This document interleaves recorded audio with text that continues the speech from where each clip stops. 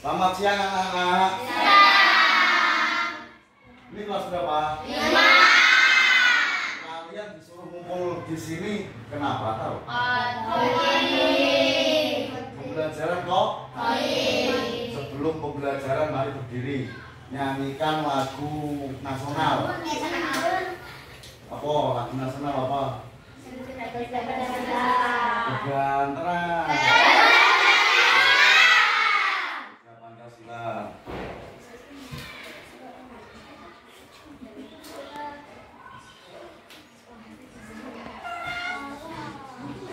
Paus nggak apa-apa Pak. Terus.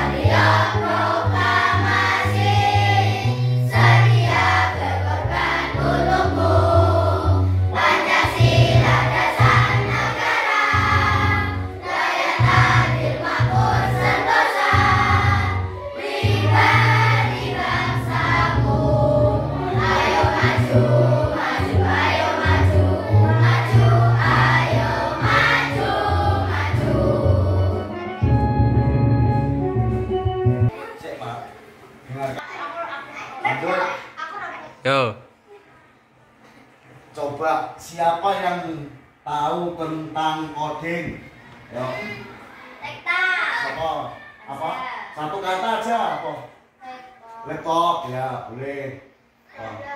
Roblox ya bagus Roblox itu apa? HP. HP ya HP. Apa lum?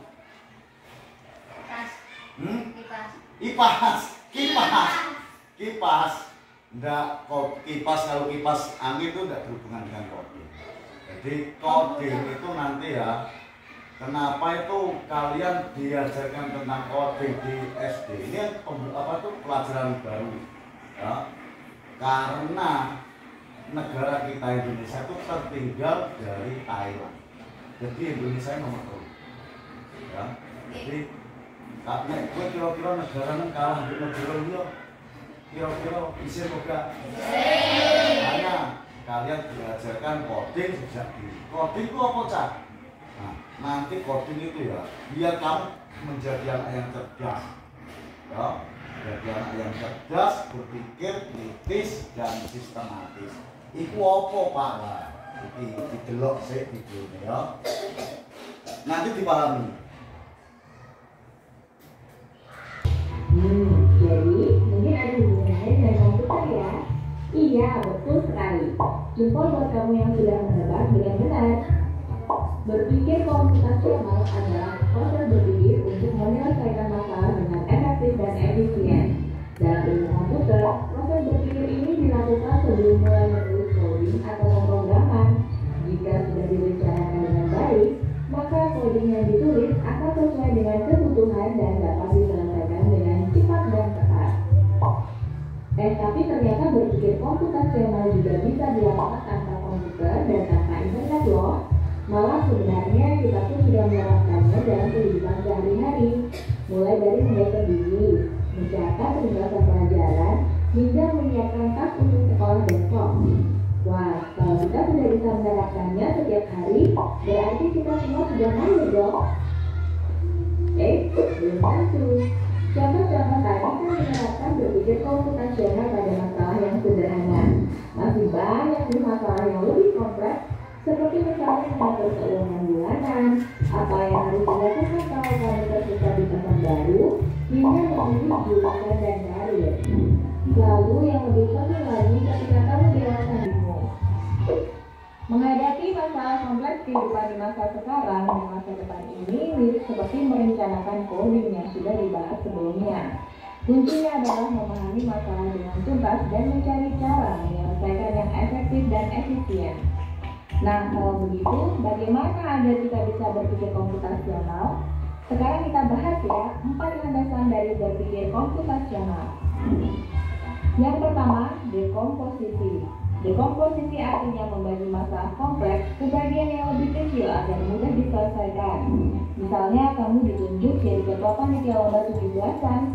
Maka, untuk memudahkan pelaksanaan, kamu bisa menunjuk panitia bagian acara, konsumsi, publikasi, keamanan, dan lainnya. Yang kedua, pengenalan pola. Artinya mencari kesamaan dan pola di antara bagian-bagian masalah kompleks yang sudah dipecah. Misalnya, kamu hendak melipat dan menyimpan jemuran di rumah, maka kamu perlu bisa mengenali jemuran milik ayah, ibu, kamu, adik, dan milik bersama seperti spray, handuk, dan lainnya. Ini karena jemuran-jemuran itu perlu disimpan di tempat yang berbeda.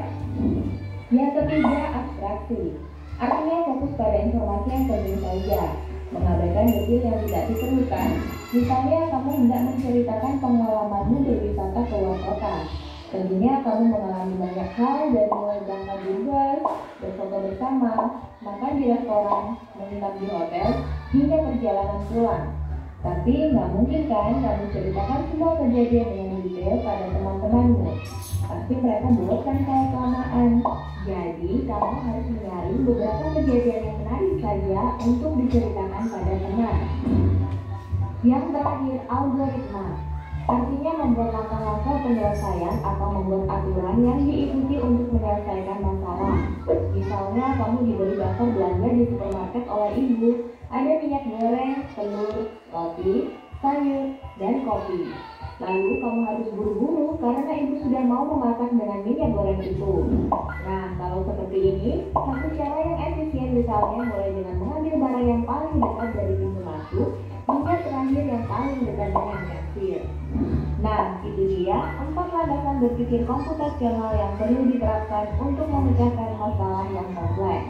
Lalu, nah, lanjut tadi ada 4 landasan berpikir komputasi apa saja coba?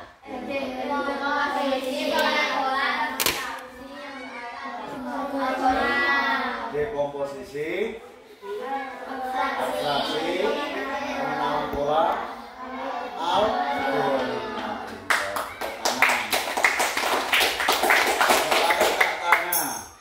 Tanya. Abstraksi tadi dijelaskan coba, yang ingat siapa coba? Tentang apa abstraksi? Jadi kayak gimana? Nggak tahu. Tak ceritain sih. Abstraksi kayak gini. Jadi sesuatu yang besar, ya. Contoh, kalian ini dikasih tugas yang besar. Walau tadi dikasih contoh apa? 17 Agustus. Kalau kalian nggak menyusun panitia, ya toh, orang kok tidak kamu susun, ketuanya sopo, bendaranya sopo, tidak kamu susun, itu awur-awuran ya. Kira-kira pekerjaanmu bisa selesai apa enggak? Tidak bisa. Bisa pun selesai lama, pasti kacau. Tapi kalau kamu susun nih, tugas iki, ketua, mau bendara, ada sekretaris, itu namanya abstraksi. Yang kedua, dekomposisi. Oh, tadi kebalik, tadi dekomposisi ya. Terus sekarang yang kedua abstraksi. Abstraksi memilah informasi yang paling penting. Contoh tadi apa dikasih contoh? Piknik. Nah, kira-kira kamu sampai jenis Azam, kalau piknik kamu sehari pulang piknik, kamu disuruh menceritakan dari awal yang kamu lakukan sampai terakhir, kira-kira bisa apa enggak sejam? Enggak bisa. Tapi kalau yang paling penting toh, ibaratnya asam piknik terus di kesenggol kecemplung kolam renang ya, nah pasti ingat ya toh. Nah itu namanya abstraksi. Jadi informasi yang paling penting. Iya saya. Terus yang ketiga apa nih? Pengenalan pola. Dikasih contoh apa tadi di dalam video pengenalan pola? Jemuran. Jadi kira-kira kalian itu bisa membedakan iki pakaian, iki lambine bapakmu, pakaian ayahmu, iki pakaian ibumu, iki pakaian kakakmu, bisa apa enggak? Coba ciri-cirinya gimana? Kalau ayah pasti besar. Mosok lambine ayam cilik sak lambine adikmu ayo suwek kabeh kaose, enggak sedeng. Ya, terus ada lagi contoh berpola. Kalian tiap hari. Siapa yang ke sekolah naik sepeda siapa? Nah, tiap hari kalian ke sekolah naik sepeda, tiap hari, tiap pagi. Itu namanya juga berpola. Jadi tiap pagi itu pasti kalian ke sekolah naik sepeda. Terus yang keempat tadi apa tentang algoritma. Algoritma sing piye?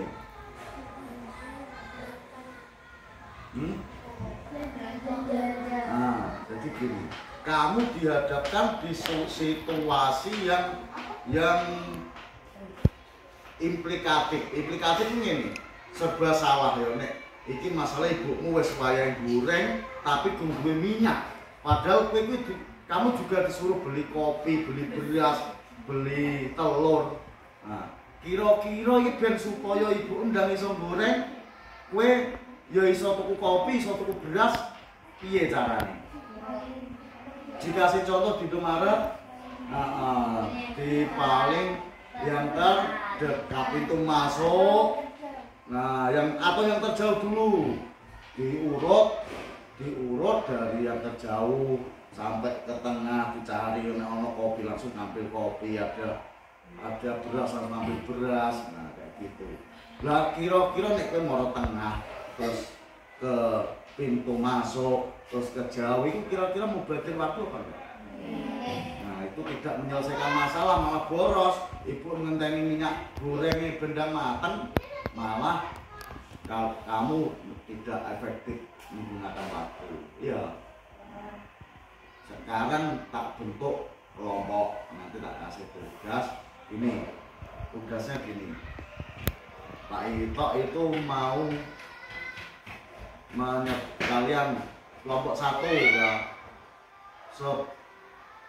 Bukan alat apa itu elektronik ya. Contoh kamu di rumah ada apa? TV yang termasuk yang pintar, yang bisa mempunyai kecerdasan buatan.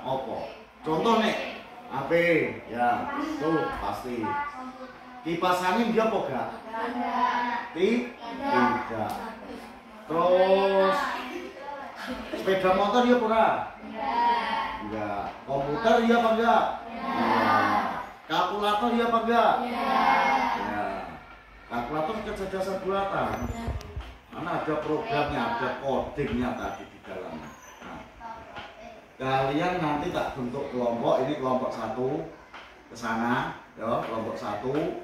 Kalian menuliskan, jadi setiap kelompok nanti menyebutkan ini yang termasuk apa itu bahan yang mempunyai kecerdasan buatan dan yang 1 tidak.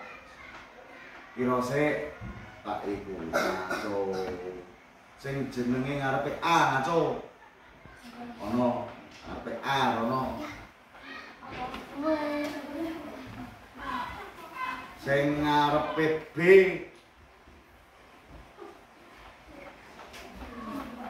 sing yang depannya C aku dhewe gak ora lagi. Sing ngarepe D. D. Ya. Ngambang iki wis. Nanti ini kelompok kecerdasan buatan dan ini kelompok yang tidak kecerdasan buatan. Nah, sekarang kalian coba sebutkan apa saja. Yang ini yang tidak kecerdasan buatan. Alat elektronik loh. Kipas angin, motor, mobil. Kalau mobil yang itu Tesla yang bisa berjalan sendiri tuh tanpa ono sopir. Jadi mobil itu mobil Innova terasa buatan apa enggak? Enggak. Tapi mobil yang bisa, kan ada sekarang mobil sing enggak ada pengemudinya ya toh, bisa jalan sendiri. Ya. Satu kelompok sebutkan apa itu 10. Iki ya 10. Nah, sekarang tadi kan tugas kelompoknya sudah selesai. Coba kalian mana hasilnya? Sini dulu Pi, hasilnya. Nah, ini kan itu. Coba sebutkan Dit salah satu kecerdasan apa itu yang tidak termasuk kecerdasan buatan apa Dit? Yang kecerdasan buatan. HP, bener kok. Yang tidak tadi kipas angin bener. Yang termasuk kecerdasan buatan apa Dit? HP. Sekarang ayah apa ya? Lagi kan 10 ini. Laptop. Saya ini tidak kecerdasan buatan, kelompok tidak kecerdasan buatan apa?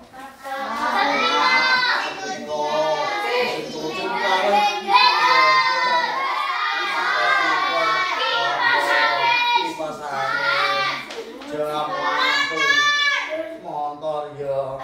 Iki gampang iki kenaan lah iki sekarang. PC. Iya PC perangkat komputer jenis PC. PS. Hah? Iya, pintar. Proyektor termasuk apa enggak? Ayo, kira-kira. Siapa yang proyektor bilang termasuk kecerdasan buatan? Ngaco coba. Yang tidak. Padahal tidak. Proyektor itu tidak kecerdasan buatan. Dia nggak bisa mikir. Kamu bisa apa itu tanya atau searching di proyektor. Proyektornya cuma mengalirkan ini cahayanya nanti dialirkan ke sana. Berarti tidak, ya. Di tugas ini.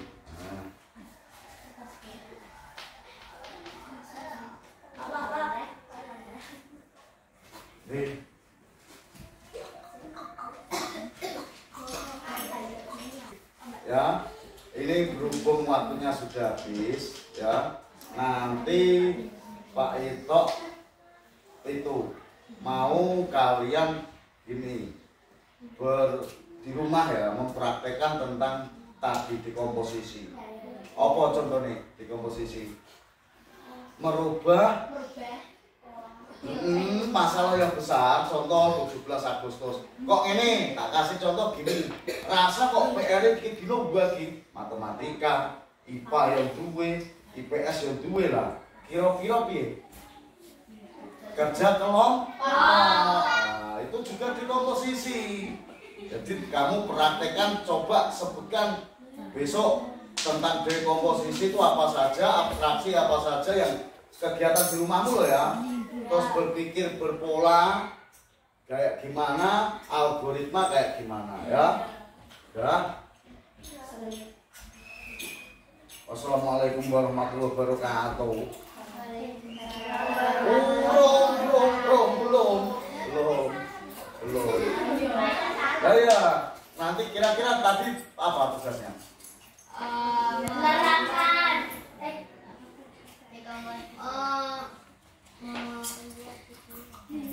Nah, kemarin kalian pernah diajari Pak Ito tentang nulis Python apa enggak? Kode Python apa enggak? Kira-kira kalau apa itu teksnya mau tampil,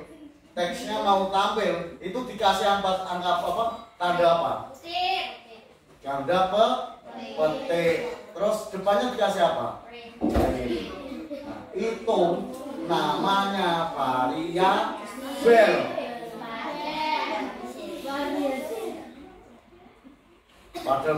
Padahal jenenge gak variabel. Nah, itu tadi kalian nanti di rumah Tasya, nanti di rumah kerjaanmu apa? Ayo dikasih tugas apa? Menjabarkan tentang apa? Abstraksi.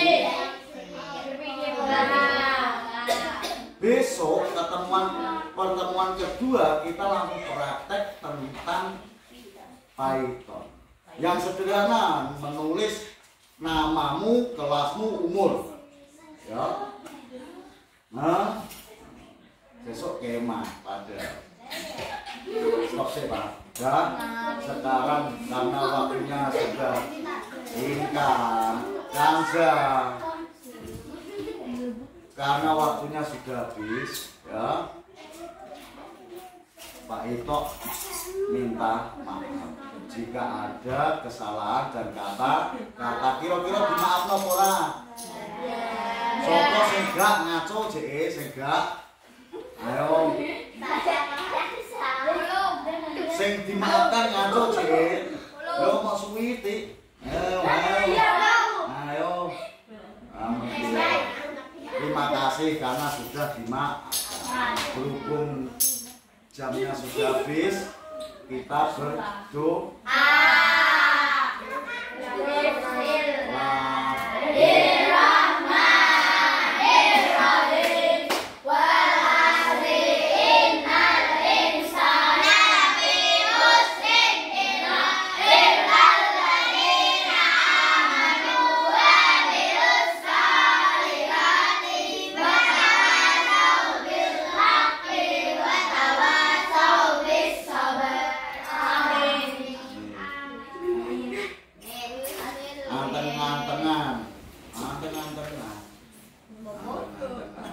Ini Pak Ito itu punya kalimat kayak gini. Angka 1 adalah ganjil. Angka 1 itu adalah ganjil. Ternyata itu bukan angka 1 tapi angka 8. Pernyataan itu berarti apa coba? Angka bukan ganjil kan ada namanya apa berarti? Oh, ini contohnya seperti itu. Nah, ini saya gue buktikan. Ya, ternyata, ya, kan setan itu kan iblis itu kan tidak taat. Iblis itu taat apa enggak? Setan itu tidak taat. Nah, ternyata pas waktu kalian ketemu itu tuh taat, makhluk goib yang taat. Kira-kira apa? Bukan setan, bukan iblis. Maka ada namanya. Yang bisa ngaco kelompok ini apa sini? Yang bisa pulang dulu. Bukan iblis, malaikat. Nah, malaikat berarti. Ya pulang.